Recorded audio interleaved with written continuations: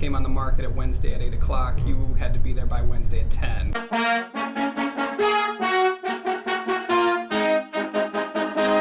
What's going on YouTube? My name is Brandon Blankenship, your favorite Chicagoland realtor, and if this is your very first time on this YouTube channel, I would absolutely love it if you can comment, like, and subscribe, because it will tell YouTube I'm doing a good job at making this video kind of thing. If you're considering buying, selling, or investing in real estate here in the Chicagoland area, my team and I will be absolutely honored to help you guys out. Call, text, shoot me an email. All my information is down below in the description. But in today's video, I have a special treat for you. I'm joined by my colleague and buddy here named Craig. Craig, you want to tell him a little bit about yourself? Yeah, absolutely. So I work a lot with Brandon. We're out of the same office here in the western suburbs, Keller Williams.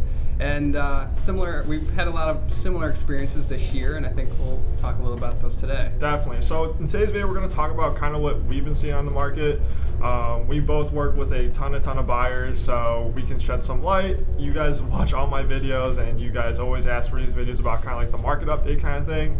But you know, 2021's been like kind of an interesting year just in general. I mean, I felt like, in my personal experience, I felt like once 2021 started, we like jumped right into the spring market like right away, and then kind of like from like April to like mid-July-ish, it was just bananas. I mean, anything HGTV style had like 15 to 20 offers, but like right now what I'm seeing is like nothing crazy with multiple offers. I'm seeing a lot more homes, you know, sit on the market for like a week, and when it's like that, I feel like, okay, we can probably get a deal. Right. What are you seeing right now? Yeah, I'm seeing the same. So, you know, the first 3 months of the year, it was, you know, if a house came on the market at Wednesday at 8 o'clock, you had to be there by Wednesday at 10. Right. Otherwise, you know, you weren't getting it. Then we saw kind of like that plateau a bit. And now you're right. I see it's calmed down a bit. The last multiple offer situation I was in was about 3 weeks ago. I did have a listing the other day that we did get a couple offers on, but it wasn't nearly the same rate that we were seeing earlier in the year. Right. And I think, you know, I have a number of buyers that I'm working with now, and they've kind of been feeling that same thing. We've been kind of going out, the urgency in the market maybe isn't there, and maybe the people who had sat waiting for that to calm down earlier in the year are now maybe starting to kind of look, but it's at a different pace than before. No, definitely. Yeah, I feel like it's interesting just because, like, you know, rates are still like significant, like crazy low, like stinking low, and like it was weird because there was that like pivotal period. I think it was like sometime end of June, maybe early July-ish, where like rates like spiked up a bit to like 3.5 or something. But like historically speaking, I mean it's still really low. That's still really low. I mean, compared to like under threes and stuff like that. But are you seeing like inventory like pop up on the market in like the areas you serve, or? Yeah, but it is climbing, and I'd written, I just put a general email out there, and I actually touched on this topic last week, was that the inventory is climbing, but if you look at it over compared to like 2017, 18, 19, we're still historically low, but it is climbing up. Some of that's seasonality, I think, with the year, you know, as people who didn't sell in the summer, you know, those are accumulating, and we'll have to see kind of how this fall market plays out. Right, definitely. And I have to ask this question. I mean, I see it all the time on social media. People comment on my videos about it, but do you think the market is going to crash? I personally don't think it is, just because, I mean, if you're looking at the numbers and you're comparing, if you're trying to compare this to like 08 to 11, I mean, different circumstance. Way different circumstances. I think, you know, we talk a lot with lenders, so we know how the lending aspects have changed from, you know, then till now. But there's always, I mean, you look at any website or any news site, you're going to see people talking about, oh, the market's crashing. A lot of thumbnades on YouTube that say the same thing. Yep.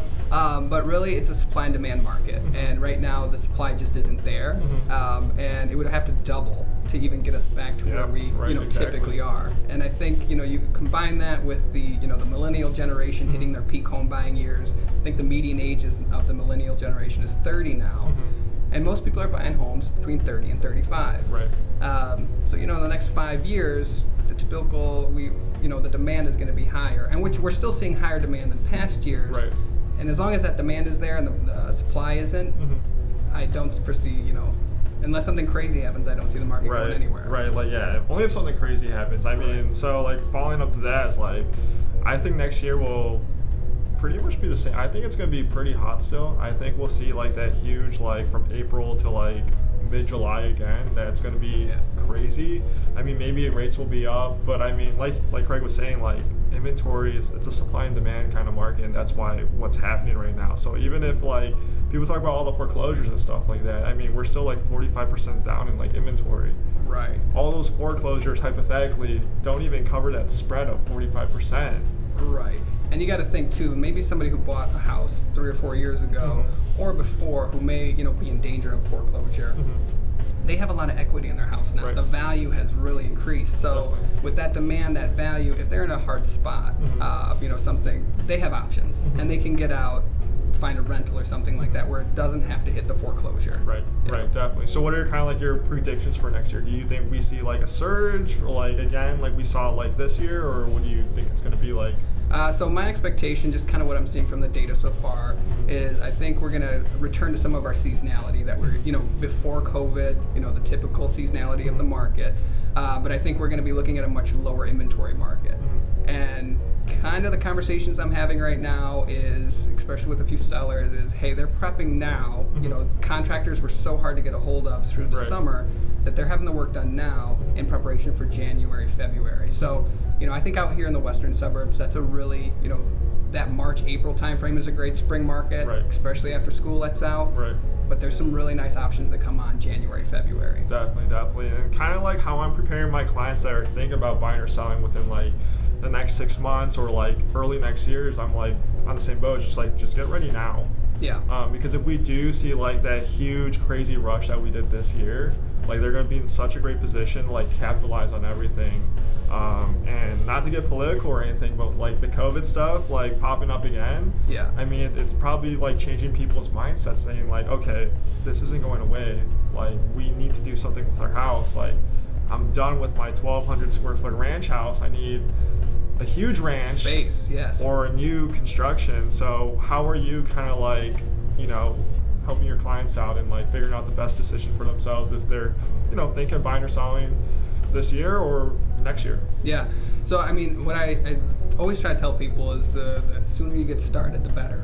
Excuse me. So when you get started like that, if you're thinking of maybe next year, get started now. Ask lender questions now. Get familiar with the market now, so that way you're not trying to play catch up. Right. If the market gets hot again. Right. Now, depending on how things go with this whole COVID thing, if we get locked down again or anything like that, that was a big encouragement for people who were in condos and things, small spaces. They wanted more space. So maybe we don't see the same urgency, but I just, being prepared is free.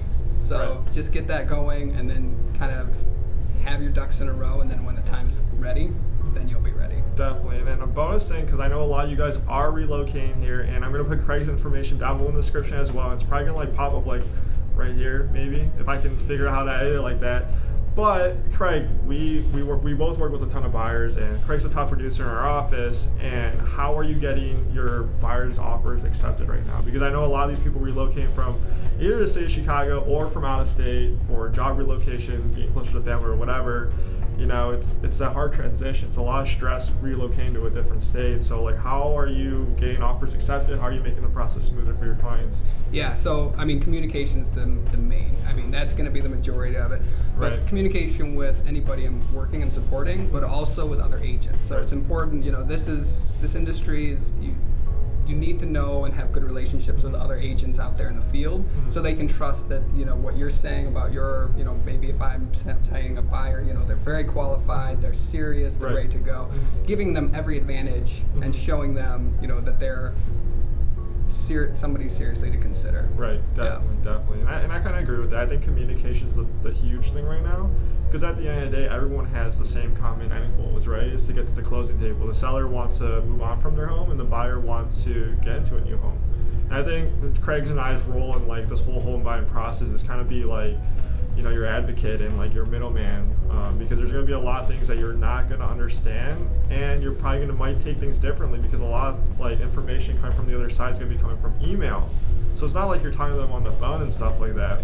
But that's kind of just our 2 cents on what the market's doing right now. It's pretty hectic. It's pretty crazy. I say it all the time. I'm a straight shooter about everything. If you have any questions at all my information and Craig's information is going to be down below in the description. And if you did like this video, you got to watch one of these up here and hit the subscribe. hit the like, hit the comment, because it'll tell YouTube I'm doing a good job at this making video kind of thing. And I'll see you guys on the next video.